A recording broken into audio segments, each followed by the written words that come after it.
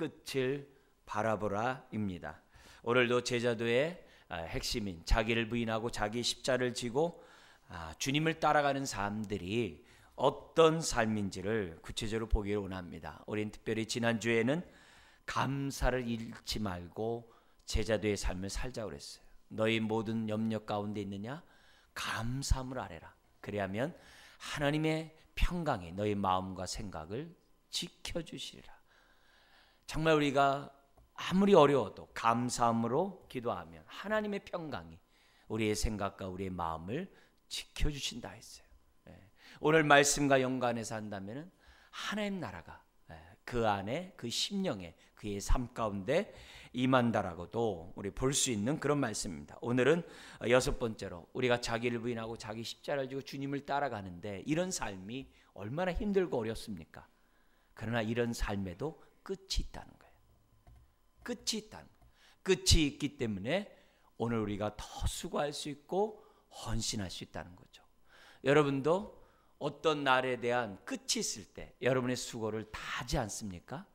마찬가지입니다. 우리들이 자기를 부인하고 자기 십자를 지고 주님을 따라가는 이런 삶이 결코 쉽지 않아요. 말씀대로 순종하며 정말 산다는 것이, 자기를 부인한다는 것이 쉽지 않아요. 그러나 이런 삶에도 끝이 있어요. 끝이 있어요.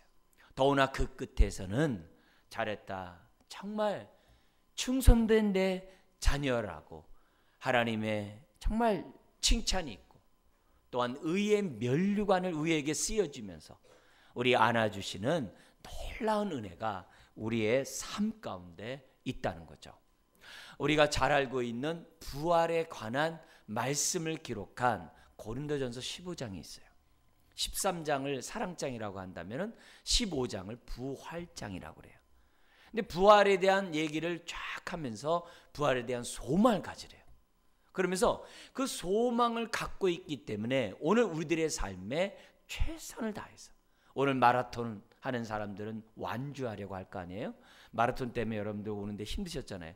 근데 그 완주를 하듯이 정말 우리들의 삶에 그 끝이 있기 때문에 신앙의 완주를 할 것을 고린도전서 15장에 설명을 해요. 거기 말씀을 읽어드리면 58절에 이런 말씀이 있습니다. 그러므로 내 사랑하는 형제들아, 견실하며 흔들리지 말고 항상 주의 일에 더욱 힘쓰는 자들이 되라. 이는 너희 수고가 주 안에서 헛되지 않은 줄 알미라. 부활의 소망이 있는 사람, 흔들릴 수 있는 상황들이 많아요.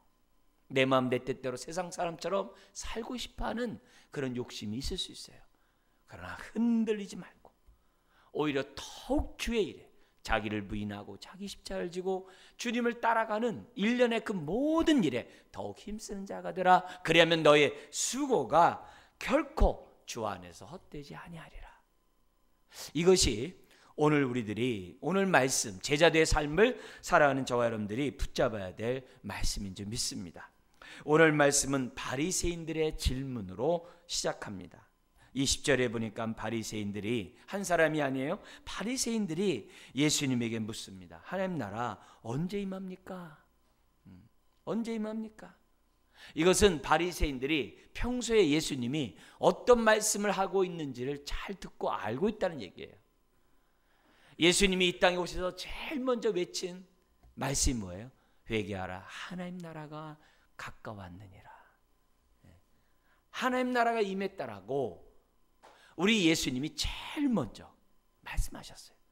그뿐만이 아닙니다. 수없이 많은 비유를 통하여, 비유의 말씀들을 통하여 하나님 나라는 이와 같으니, 하나님 나라는 누룩과 같으니, 하나님의 나라는 겨자씨와 같으니, 겨자씨가 작지만 큰 나무가 되어 많은 새들이 깃드는 것처럼 하나님 나라가 그렇게 정말 확장할 것이다. 심지어는 누룩 같아서 눈에 보이지 않지만 사람들에게 영향력을 줘서 예수를 주라고 고백하고 말씀 가운데 살아가는 그런 인생들이 편만하게 될 것이다. 하나님 나라는 이렇게 임할 것이고 이와 같으니라 하면서 얼마나 말씀을 많이 하셨는지 몰라요. 하나님에 대한 메시지를 우리 예수님은 끊임없이 했어요.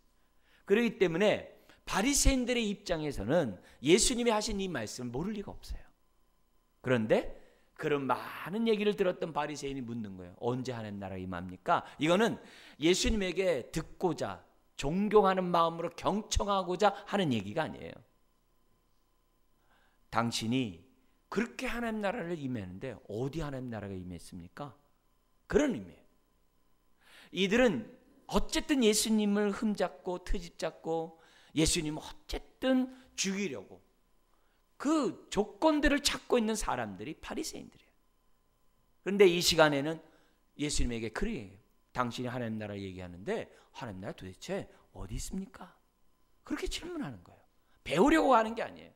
그 당시 이스라엘 사람들에게 하나님 나라에 대한 관점은 오늘 우리들이 알고 있는 하나님의 나라의 관점과 달랐어요. 왜 그랬냐면은 그 당시 사람들은 로마의 압제하에 있었어요. 압제하에 있었기 때문에 그들의 생각하는 하나님 나라는 빨리 메시아가, 구세주가 이 땅에 오셔가지고 자신들을 빨리 정치적으로 독립시켜 주기를 원했어요. 압제하에 있기 때문에 그들은 독립을 원하겠죠. 더구나 구약에 많은 선지자들이 예언했어요. 메시아가 오면은 하나님 나라가 임하고, 메시아가 오면은 이스라엘이 전 세계를 정복하고 다스릴 뿐만이 아니라 메시아가 오면은 전 세계 사람들이 와가지고 조공을 바칠 거라고. 그런 선지자들이 예언의 말씀이 있는 거예요. 그리고 자신들은 로마의 압제하에 있고 독립하기로 원하고, 이런 가운데 그들에게 있어서 중요한 정말 뉴스가 뭐였냐면 언제 하나님 나라가 임하냐 이거예요. 그런 가운데 예수님이 오셔가지고 하나님 나라가 임했다라고 얘기하니까 얼마나 많은 사람들이 환영했겠어요. 더구나 많은 이적과 능력과 표적을 행했잖아요. 죽은 자들을 살리고 병든 자들을 고치고 바다를 꾸짖어 잠잠케 하고, 얼마나 많은 예수님이 하늘로부터 오신 분임을 보여줬습니까? 그래서 사람들이 예수님에서 호기심을 가지고 계속 따라다녔어요. 심지어는 바리새인들 가운데서도 그런 사람들이 있겠죠. 그런데 예수님의 행적을 보니까 지금 이제 예루살렘에 올라가면 십자가에 못 박혀 죽으시거든요. 사역이 지금 마무리가 됐단 말이에요. 근데 이런 시간이 다 됐음에도 불구하고, 시간이 벌써 이제 3년이라는 세월이 지나가잖아요. 그랬음에도 불구하고 자신들이 기대하던 하나님 나라가 오지 않은 거예요. 여전히 로마의 속박 가운데 있고, 여전히 하나님 나라가 임한다고 하는 그런 어떤 징조도 보이지 않고, 더구나 하나님의 정말 메시아가 온다고 한다면 자기네들을 영접하고 자기네들을 잘했다 칭찬하고 자기들과 함께 먹고 마시고 자기들과 함께 이스라엘 독립을 위하여 의논하실 줄 알았어요. 누가요? 바리새인들이. 근데 오히려 자기들 향하여 회칠한 무덤 같으니 독사의 자식들을 같다고 하느니 너희는 외식하는 자라고 하니 막 이러질 않나. 심지어는 죄인과 세리들과 함께 밥 먹고 그들과 함께 영접하고 교제하고 전혀 다른, 더구나 독립을 하려면 무장을 해야 되고 독립을 하면 전략을 세워야 돼. 그런 것도 없고 이런 모습에 있으니까 이들이 예수님이 얘기하는 거예요. 당신이 말하는 하나님 나라 언제 옵니까? 이렇게 얘기한 거예요. 자신의 생각과 다르다 이게. 오늘날로 말하면 예수님을 믿는데 자기 입맛대로 믿는 거와 비슷한 거예요. 내 삶의 모든 문제를 해결하지 않으면서 어떻게 하나님이 살아겠냐고 말하는 사람들과 비슷한 모습이에요. 이런 모습을 질문을 하자 우리 주님이 하나님의 나라에 대한 매우 귀중한 진리를 우리들에게 말씀을 하세요. 그러니까 이런 질문이 있기에 이런 진리를 우리가 얻을 수 있는 거죠. 우리 주님이 뭐라고 대답합니까? 20절 21절에 보니까 이렇게 얘기합니다.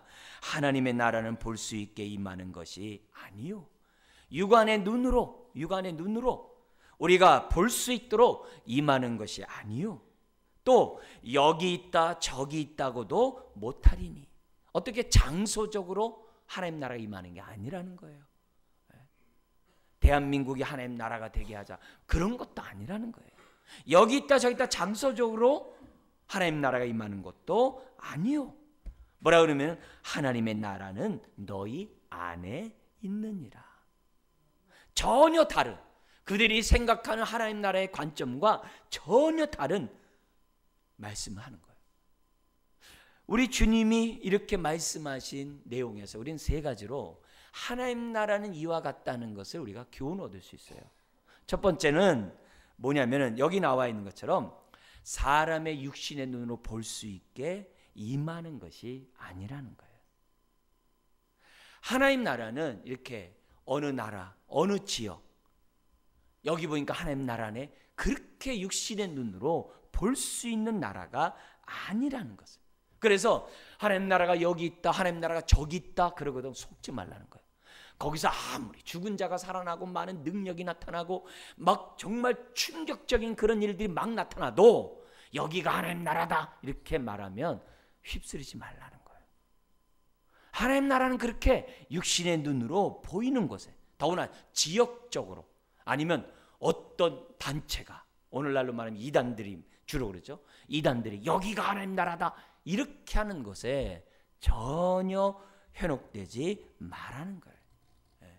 특정 집단이 하나님 나라 이런 식으로 말하는 것에 관심 갖지 말라는 거예요. 두 번째는 여기 보니까 하나님의 나라는 뭐라 그래요? 너희 안에 있느니라 라고 말씀을 해요. 여기 보면은 우리가 보면 성경에 보면 하나님 나라가 어디 있느냐라고 했을 때 우리 각자의 마음 안에 예수님을 나의 주님이라고 고백하고 주님의 그런 말씀에 따라 살고자 하는 그 심령에 회개하고 내 인생의 주인은 내가 아니요 오직 주님만이 내 인생의 주님이라고 고백하는 그 심령 안에 하나님의 나라가 임한다고 그랬어요. 여기서 하나님의 나라는 하나님의 통치와 다스림을 받는다라는 의미에서 하나님 나라예요. 장소라는 게 아니라 통치와 다스림을 받는 것이 하나님의 나라예요. 그러니까 내가 통치를 받으면 나는 하나님 나라 안에 있는 자고, 저기 남미에 있는 사람이 하나님 예수 그리스도를 믿는다고 하면 거기도 뭐예요? 하나님 나라가 임하는 거예요. 어느 국가적으로가 아니라 범우주적으로 임하는 나라가 하나님의 나라라는 것을 우리 주님은 말씀하셨어요. 그런데 오늘 본문은 또 뭐냐면 하나님 나라는 내 안에도 있지만 우리 안에도 있다는 거예요. 교회가 예수 그리스도를 믿는 각자가 그 심령이 하나님의 성전이에요. 그러나 또한 어떻게 돼요? 두세 사람 모인 곳도 교회예요. 성전이에요.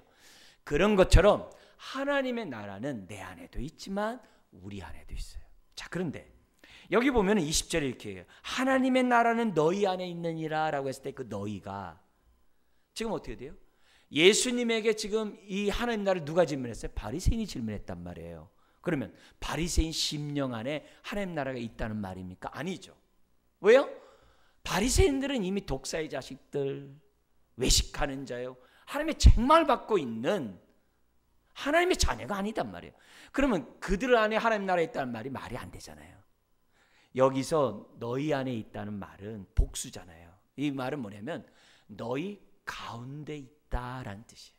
그래서 다른 성경 번역에서는 너희 가운데 있느니라 이런 얘기를.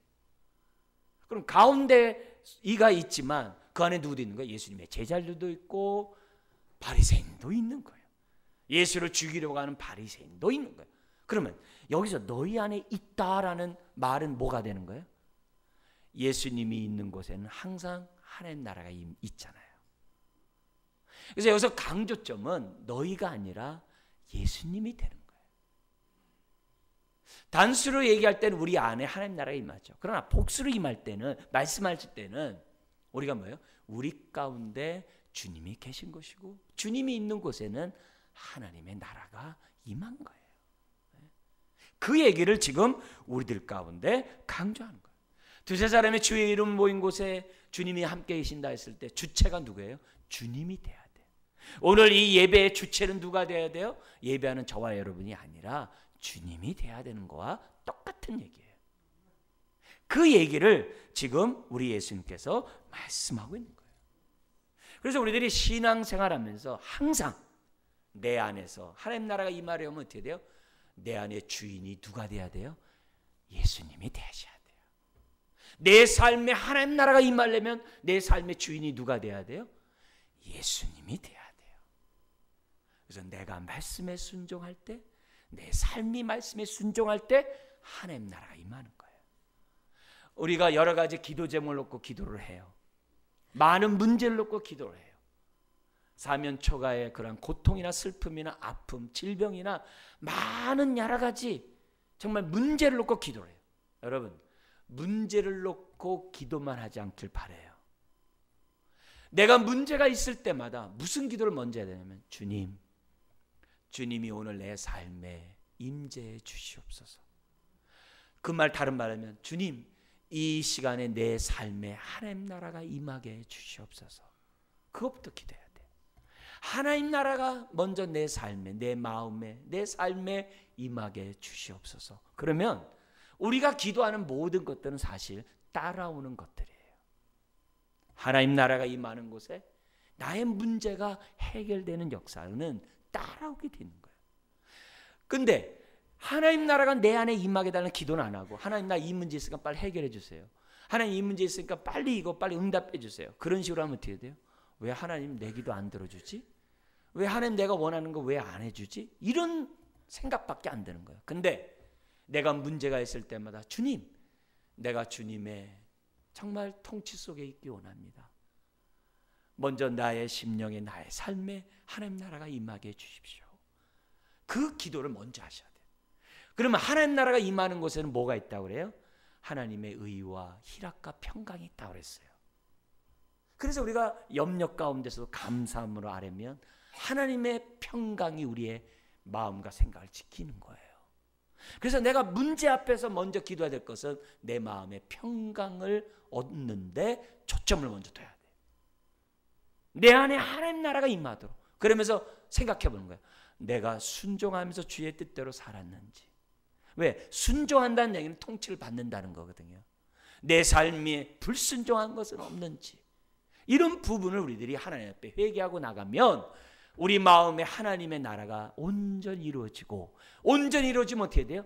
내가 구한 것뿐만이 아니라 구하지 않은 것도 따라오게 하시는 하나님의 응답이 있는 줄 믿습니다. 그게 신앙생활이에요. 그게 신앙생활이에요. 그래서 우리들이 나를 부인하고 자기 십자가를 지고 주님을 따라가는 삶이 얼마나 힘들어요. 양보해야 되고, 용서해야 되고, 겸손해야 되고, 인내해야 되고, 얼마나 힘들어요. 근데 내 안에 하나님 나라가 임하면 신기하리만큼 자원함으로, 아주 어떤 때는 기쁨으로, 어떤 때는 감사함으로 주의 말씀에 순종하면서 살아가는 저와 여러분들이 된다는 거예요. 그게 신앙생활이에요. 그래서 내 문제를 놓고 기도하기 전에 하나님 나라가 내 안에 있는가, 하나님의 나라가 내 삶에 있는가 먼저 생각하고, 그래서 내 마음에 평강이 있는가 우리가 다시 한번 점검하고 나의 문제들을 하나님 앞에 맡기면서 우리가 나가면 쓸 것을 아시는 하나님이 채워주듯이 저와 여러분들의 삶에 때를 따라 돕는 은혜, 때로는 뭐예요? 그것을 감당할 능력, 심지어는 내 생각을 고쳐주시는 분별력을 하나님이 동시에 주신다는 거예요. 우리 예수님이 그들과 함께 있음에도 불구하고 바리새인들은 예수님이 누군지도 모르는 거예요. 바리새인들은 예수님을 보면서도 하나님의 나라가 임했다는 것을 보지 못하는 거예요. 그러나 제자들은 항상 주님이 있는 곳에 하나님 나라가 임했다는 사실들을 제자들은 보고 있는 거죠. 이런 상황 속에서 오늘 이제 저와 여러분들이 정말 오늘 내 삶에 정말 하나님 나라가 정말 우리 안에 있는지를 주님이 오늘 우리들에게 말씀하고 있다는 거예요. 그뿐만이 아닙니다. 하나님 나라의 세 번째 진리를 알려주는데, 하나님 나라가 지금 임했다라고 하잖아요. 근데 성경에 보니까 아직 완성되지 않았대요. 완성은 언제 됩니까? 재림 때 되는 거예요. 그래서 우리가 하나님 나라를 생각할 때마다 이미와 아직이란 단어를 항상 생각해야 돼요. 우리 구원도 마찬가지예요. 이미 구원을 받았어요. 그러나 아직 완성이 안 됐어요. 우리 안에 하나님 나라가 임했어요. 그러나 아직 완성이 안 됐어요. 우리는 그 완성을 바라보면서 오늘 저와 여러분들이 신앙생활하는 거예요. 그래서 하나님 나라는 우리에게 임했기 때문에 지금 어때요? 완성을 향하여 우리들은 나아가는 거고, 또 내 안에 하나님 나라가 임했기 때문에 내가 온전히 주의 뜻에 순종하는 사람이 되도록 늘 나를 처복종하고 자기 십자가를 지고 주님을 따라가는 제자의 삶을 저와 여러분들이 임하는 거죠. 지난주에 우리는 10명의 나병 환자가 하나님의 치유를 받았어요. 근데 유독 한 사람, 그것도 유대인도 아니라 사마리아 사람이 돌아와서 예수님에게 감사하다고 고백을 해요. 그러자 우리 주님은 그 사람이 구하지도 않은 영생의 구원을 그에게 주세요. 이 감사의 능력이죠. 결국 10명의 문둥병 환자가 치유를 받았는데 그 가운데 하나님의 나라가 심령에 임한 사람은 누구밖에 없는 거예요? 감사한 그 사람밖에 없는 거예요. 그래서 중요한 거예요. 감사가. 그게 중요한 겁니다. 10명이 치유받았는데 하나님 나라가 그 심령에 임한 사람은 사마리아 한 사람이었거든요. 우리 삭개오도 마찬가지예요. 하나님 앞에 회개할 때 하나님 나라가 그의 심령에, 그의 삶에 임했던 거죠. 그래서 그는 어떻게 돼요? 율법을 알고 있었어요. 남의 것을 토색했다면 율법에 뭐예요? 4배나 갚으라는 말씀이 있거든요. 그러니까 삭개오가 뭐라 해요? 재산의 반은 내가 가난한 자에게 주고 남의 것 토색한 거 있으면 4배나 갚겠다. 뭐예요? 말씀에 순종하겠다. 그걸 다른 말로 하면 어떻게 돼요? 내 삶이 하나님 나라의 통치를 받겠다. 예수님의 주되심을 내 삶 속에서 인정하겠다는 고백을 하는 거예요. 결국 그의 심령에 뭐가 임하는 거예요? 하나님의 나라가 임한 거죠. 예수를 주라고 고백하는 것 굉장히 중요해요. 그러나 그의 삶이 주님의 말씀에 순종하지 않으면 하나님 나라에 임하는 게 아니에요. 순종하는 그 자리에 임한다는 것을 우리들에게 주님은 가르쳐줘요. 이게 하나님 나라예요. 자, 그런데 우리 주님이 감사하게도 바리새인의 대답에 이렇게 하나님 나라는 이와 같다라고 딱 설명하고 끝나면 약간 좀 우리가 좀 부족한 게 많겠죠. 아쉬운 게 많겠죠. 이걸 아신 주님이 22절부터 이 하나님 나라의 말씀을 계속 이어져 갑니다. 근데 이번에는 뭐냐면 바리새인이 아니라 제자들을 향하여 우리 주님이 22절서부터 지금 어떻게 돼요? 마지막 끝까지 설명해요. 요 끝에 있는 나와 있는 내용은 다른 게 아니라 인자의 날, 2절에 있는 것처럼, 22절에 있는 것처럼 인자의 날을 얘기하는데 이 인자의 날은 뭐냐면 재림을 얘기해요. 하나님 나라가 완성되는 재림에 대해서 우리 주님이 제자들에게 설명하면서 너희는 어떻게 돼요? 끝을 바라는 거예요. 재림할 그날을 바라보면서 하나님 나라가 완성될 재림을 바라보면서 어떻게 하라는 거예요? 제자들의 삶을 살아가야 할 것을 제자들에게 말씀하는 거예요. 여러분, 재림은 개인적으로는 구원의 완성이에요. 우주론적으로는 어떻게 돼요? 하나님 나라가 완성되는 날이 바로 재림이에요. 그날엔 눈물도 없고요, 병도 없고요, 이별도 없고요, 죽음도 없고요, 모든 슬픔도 없다 그랬어요. 죄와 사망의 권세가 다 파해지는 그 날이 바로 뭐예요? 재림의 날이라고. 우리 개인적 제자들의 삶을 살아간다고 한다면 우리의 뭐예요? 자기를 부인하고 자기 십자가를 지고 주님을 향해 나아가는 삶의 끝이라고. 바로 그 끝날이 바로 재림인 것을 오늘 우리들에게 보여줘요. 그래서 이 재림은 굉장히 중요해요. 우리의 신앙의 삶의 방향성을 분명히 잡게 해요. 그리고 재림은 오늘 내가 어떻게 돼요? 이 땅의 삶에서 내 마음 내 뜻대로 세상 사람처럼 살지 않도록 우리 자신을 돌아보게 해요. 그래서 재림 신앙은 오늘 우리가 신앙생활하는데 제자도의 삶을 살아가는데 절대적이에요. 이런 의미에서 질문하고 싶어요. 여러분, 재림을 생각하며 삽니까? 오늘 이제 마라톤 하는 사람들이 목표를 바라보면서 완주하듯이 우리의 인생이 지금 끝인 재림을 바라보면서 살아가는 얘기예요. 근데 목사인 저는요, 자주 잊어버려가지고 제가 재림을 잊어버리지 않기 위해서 제가 한 방편이 뭐라 그랬어요? 방법이 뭐라 그랬습니까? 아들 이름에다가 재림을 딱 집어넣는 거예요. 그래서 나타날 현자를 집어넣었어요. 그래서 아들 이름 부를 때마다 재림의 주님을 생각하라고. 왜? 자꾸 잊어버리니까. 차를 기다릴 때도 재림을 생각하고 음식을 기다릴 때도 재림 생각하면 얼마나 좋겠어요. 그죠? 여러분은 재림의 주님에 대해서 얼마나 생각하세요? 굉장히 중요해요. 왜요? 재림의 주님을 생각해야 우리의 삶이 올바른 믿음의 삶을 살아가거든요. 세상 사람들이 사는 것에 우리가 뭐예요? 따라가지 않게 되거든요.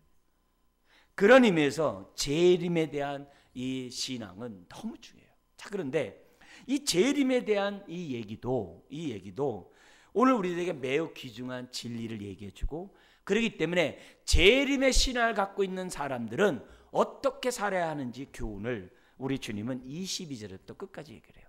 먼저 재림에 대한 지식 두 가지를 먼저 보고 그 다음에 어떻게 살아야 되는지를 보도록 하겠습니다. 인자의 날 재림에 대한 주님의 가르침이 뭡니까? 24절의 첫 번째 말씀이 있습니다. 같이 한번 읽겠습니다. 번개가 하늘 아래 이쪽에서 번쩍이어 하늘 아래 저쪽까지 비친 같이 인자도 자기 날에 그러하리라. 재림은요, 동시성으로 오는 거예요. 동시성으로 오는 거예요. 대한민국에 오셨다, 열방들이요 대한민국으로 오십시오. 그러면 그건 가짜예요. 재림은 동시다발적으로 와요. 왜요? 재림하는 순간에 우리 몸이 썩지 않을 몸으로 주님의 그 부활하신 그 몸처럼 우리 몸이 변화되기 때문에 그래요.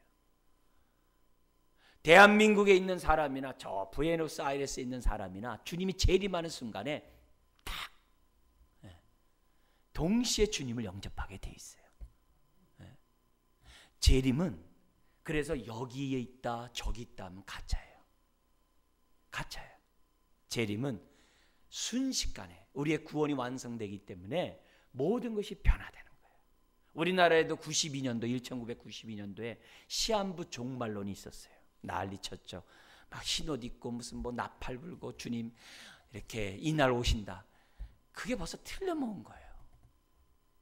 오늘 이런 말씀을 우리들이 생각했다고 한다면, 조금이라도 알았다면 그렇게 할 수가 없는 거죠. 요즘 여호와 증인 때문에 말들이 많이 있어요. 한때 여호와 증인도 어떻게 돼요? 57년도 며칠 날 재림한다라고 날짜를 잡아놓고 막 했어요. 근데 57년도에 안 왔어요.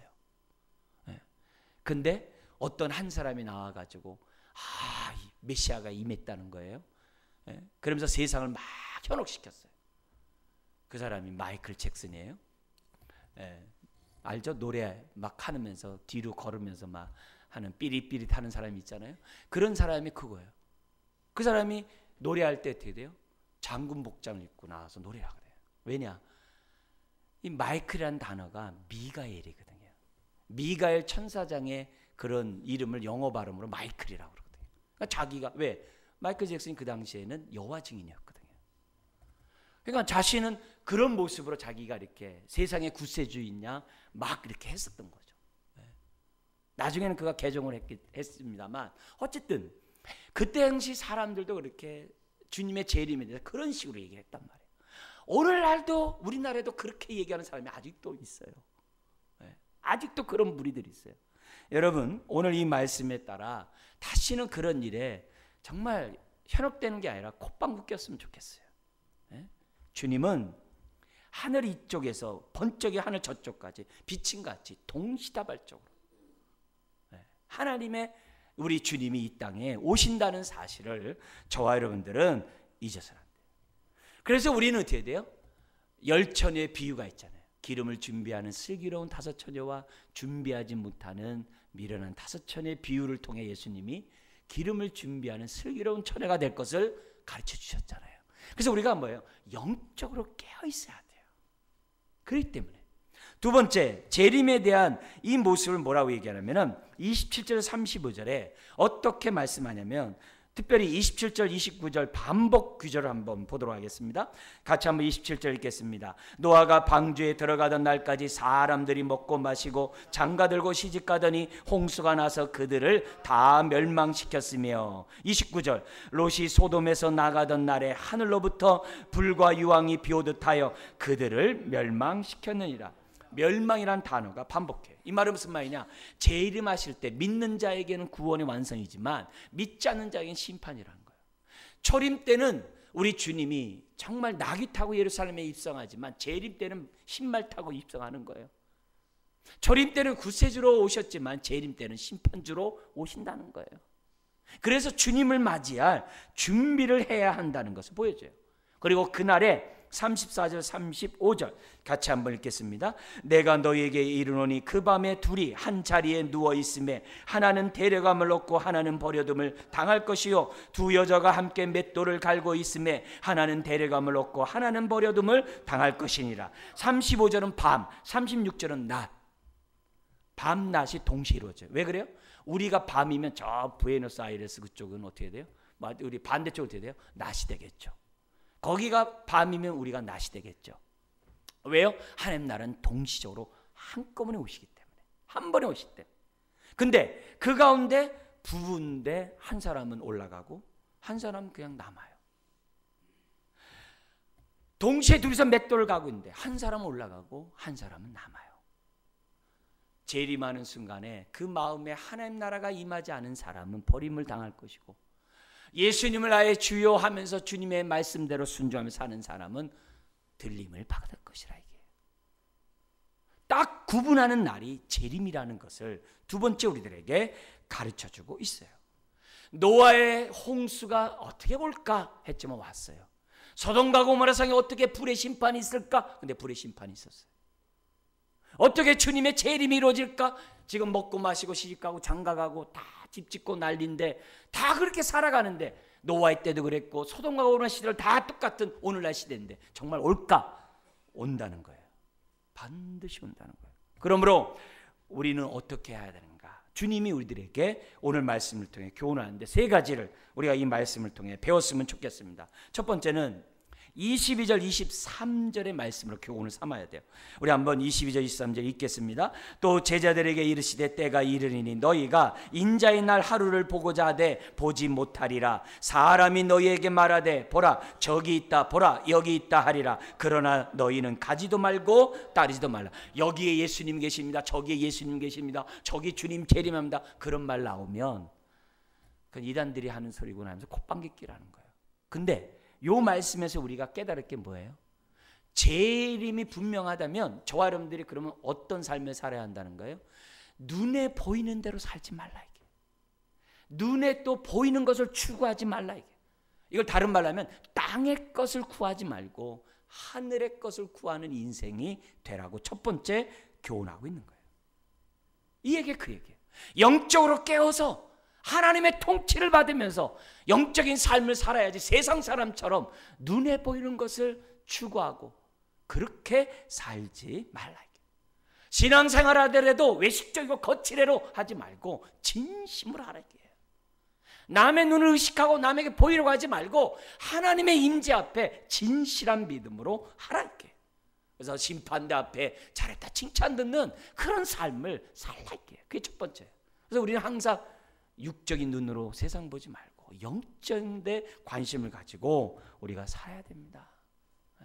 두 번째 25절에 있습니다. 같이 한번 읽겠습니다. 그러나 그가 먼저 많은 고난을 받으며 이 세대에게 버림바 되어야 할지니. 예수님이 먼저 십자가에 죽어야 한다는 거예요. 하나님 나라가 임하려면 주님이 먼저 죽어야 된다는 메시지를 했어요. 이 메시지를 오늘 재림을 기다리는 저와 여러분들은 어떻게 받아들여야 되냐면 그리스도의 남은 고난에 우리도 동참하라 이 말이에요. 그러면 그리스도의 고난이 부족했기 때문에 남은 고난이 있느냐 그 얘기하는 게 아니에요. 그리스도의 남은 고난에 동참하라는 얘기는 주님처럼 고난을 받으라 이 말이에요. 주님처럼 고난의 삶을 살라 이게.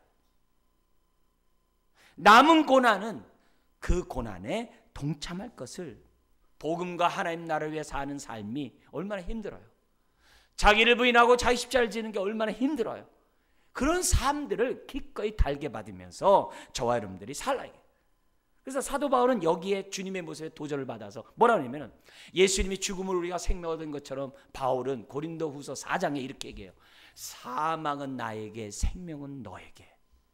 그렇게 외쳤어요. 그래서 자신이 자유함에도 불구하고 종됨의 삶을 살아요. 자신이 자유할 수 있음에도 불구하고 다른 사람을 세우기 위해서 섬김의 삶을 살아요. 그런 삶이 고난이지만 그걸 통해 사람이 세움을 입고 그걸 통해 사람이 구원받는다. 그래서 남은 고난에 동참하라. 이 말을 다른 말로 하면 자기를 부인하고 자기 십자가를 지고 주님이 따라가는 그 삶을 닮아갈 것을 우리들에게 요구하고 있어요. 세 번째가 있어요. 그게 26절 32절처럼 노아의 시대와 소돔과 고모라의 롯의 때처럼 살면 안 돼요. 여러분 27절 28절 같이 한번 읽겠습니다. 노아가 방주에 들어가던 날까지 사람들이 먹고 마시고 장가들고 시집가더니 홍수가 나서 그들을 다 멸망시켰으며 또 롯의 때와 같으리니 사람들이 먹고 마시고 사고 팔고 심고 집을 짓더니. 여러분 이 말은 결혼하지 말라는 얘기 아니에요. 먹고 사는데 등한이 아니라 그런 얘기하는 게 아니에요. 집 짓고 이런 걸 갖다가 뭐 저렇게 생각하지 그렇게 얘기하는 게 아니에요. 이 말은 뭐냐면 세상 사람들처럼 살지 말라 이게요. 공부하는 목적이, 열심히 사는 목적이 돈 많이 벌고 성공하고 출세하려고 그렇게 세상 사람처럼 하지 말라 이게요. 그래서 우리 개그맨이 풍자로 얘기했잖아요. 그렇게 해서 뭐 하려고? 소고기 사 먹으려고. 그렇게 하지 말라 이게요. 삶이 우리들의 삶 속에서 뭐냐? 세상 사람들처럼 살지 말라. 세상 일에 집착하고 세상 일에 아주 동화되어서 내가 도대체 가치관이 세상 가치관으로 사는 그런 삶을 살다가는 노아 시대처럼 롯의 시대처럼 멸망한다는 거예요. 호련히 주님이 임재할 때 멸망한다는 거예요. 그러면서 32절 한번 읽어볼까요? 시작. 롯의 처를 기억하라. 롯의 처가 누구예요? 소돔과 고모라 성이 멸망할 때 지금 어떻게 돼요? 하나님의 은혜로 소돔과 고모라 성을 빠져나온 사람이에요. 그러면서 천사가 얘기했습니다. 절대로 뒤돌아보지 말라. 근데 몸은 빠져나왔는데 롯의 처가 뒤를 돌아보다 소금 기둥이 돼요. 이 사람은 불의 심판은 면하려는지 모르지만 소금 기둥이 됐어요. 오늘 우리들이 신앙생활하면서 교회는 나오는데 우리의 삶이 롯처럼 소금 기둥이 되면 안 되는 거예요. 우리가 바라봐야 될 것은 재림의 주를 받아야 하는데 자꾸 소돔 세상의 영광을 바라보는 순간 소금이 되는 거예요. 세상 것을 바라보는 순간 소금이 되는 거예요. 세상 것이 무가치하다는 게 아니에요. 내 마음 내 뜻대로 세상 사람처럼 그렇게 살다가는 끝난다 이게. 오늘 우리가 특별히 교회에 나와서 오늘 우리들이 쟁기를 잡고 뒤를 돌아보면 안 되는 것처럼 우리 표 대신 우리 믿음의 주여 온전케 하신 주님을 바라봤으면 끝까지 그렇게 가자 이게. 세상 가치관 버리고 하나님의 나라의 가치관을 가지고 살라고 주님이 우리에게 말씀해요. 롯의 처를 기억하라. 여러분 예기치 않은 때에 주님은 반드시 재림하십니다. 우리는 그날을 준비해야 돼요. 기름을 준비하듯. 우리 준비하는 게 뭐예요? 주님처럼 자기를 부인하고 자기 십자가를 지고 주님과 함께 우리가 표대를 향해 가는 거예요. 재림은 정말 순식간에 우리에게 온 거예요. 끝을 바라보면서 정말 주님 뜻대로 순종하는 저 여러분 되길 주여 여러분 부탁드립니다. 기도하겠습니다.